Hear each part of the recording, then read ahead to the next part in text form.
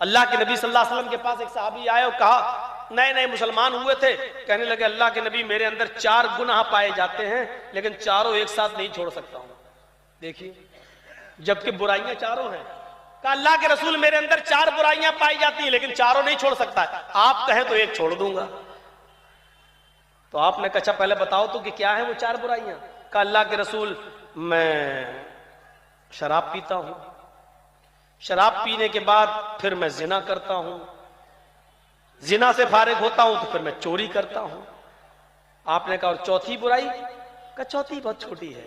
कहा क्या? कहा मैं झूठ बहुत बोलता हूं। ये 4 बुराइयां मेरे अंदर पाई जाती हैं, अब आप बताइए आपके कहने से एक छोड़ सकता हूं? तो अल्लाह के रसूल को चाहिए था कहना चाहिए नहीं चारों इस्लाम में हराम है, चारों छोड़ो। लेकिन आपने कहा अगर चारों कह दूंगा तो वो एक भी नहीं छोड़ पाएगा। अभी वो ये तो कह रहा कि एक छोड़ दूंगा, अगर मैं कह दूं सख्ती कर दूंगा तो गुस्से में भाग जाएगा, नहीं नहीं हम चारों नहीं छोड़ पाएंगे। तो फिर फायदा क्या है? आया हुआ शिकार हाथ से निकल जाएगा। देखिए मसलहत देखिए, क्या हिकमत देखिए, जबकि हराम चारों हैं, शराब भी हराम, जिना भी हराम, चोरी भी हराम, झूठ भी हराम, लेकिन अल्लाह के रसूल ने चारों सुनने के बाद कहा अच्छा एक छोड़ सकते हो? कहा कि फिर झूठ छोड़ो। हंसता बड़ी तेजी करके। आपने कहा क्यों हंस रहे हो? कहा मैं तो आपको बड़ा अक्लमंद समझता था, आप शराब छुड़वाते तो मेरे लिए मुश्किल होता, जिना कहते तो जिससे दोस्ती है मेरी लड़की से उसको छोड़ना मुश्किल होता, चोरी छुड़वाते तो मुश्किल होता क्योंकि उसी पर मेरा गुजर बसर चलता है, चोरी करता हूं तो बच्चों को खिलाता हूं, तो मेरे लिए मुश्किल होता। आपने तो मामूली चीज बता दी झूठ।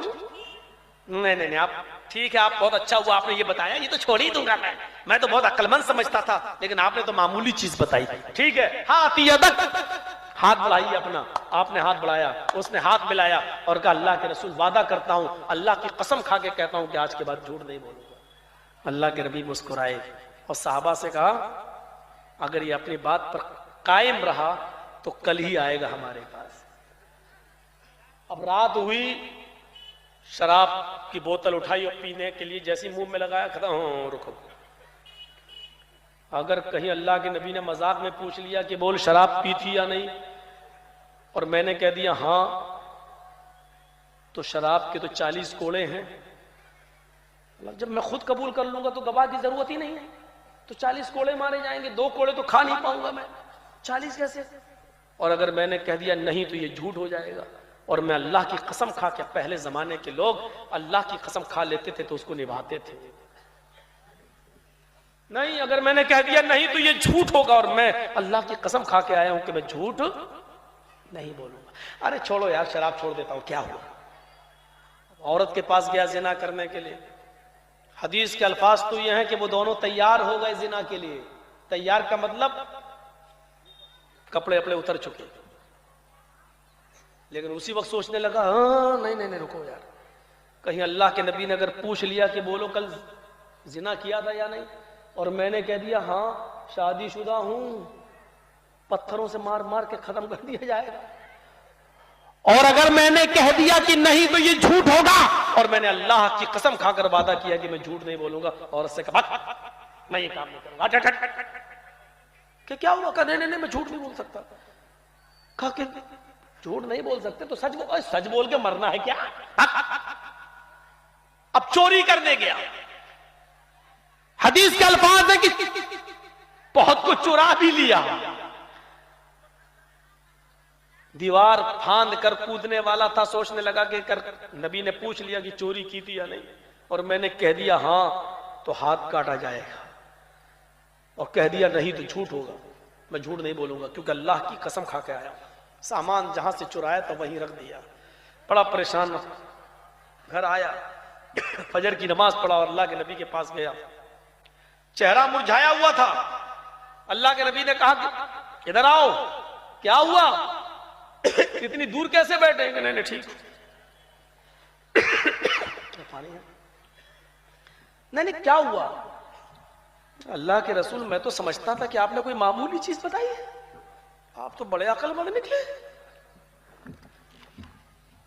आपने कहा क्यों?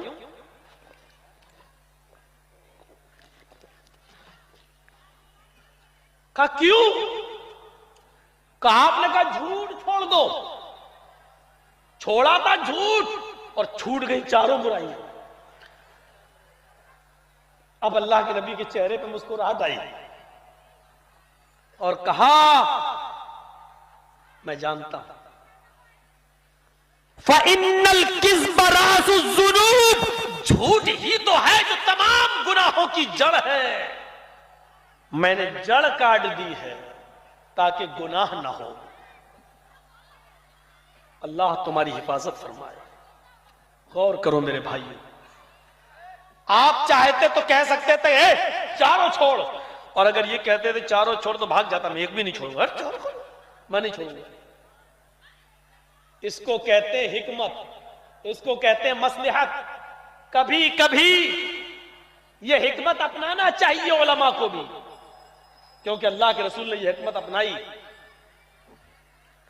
हम क्यों कहते हैं बारात बंद करो, मत ले जाओ, बारात का कोई तसव्वुर नहीं, लेकिन हम थोड़ा सा रास्ता ये भी निकाल देते हैं कि कम कर दो, 400 नहीं 200, 200 नहीं 100, 100 नहीं 50, 10-12। हालांकि 10-12 का भी सबूत है नहीं, माफ कीजिएगा, लेकिन इसलिए कहते हैं कि धीरे धीरे जब कम करोगे तो एक दिन अकल में आएगी।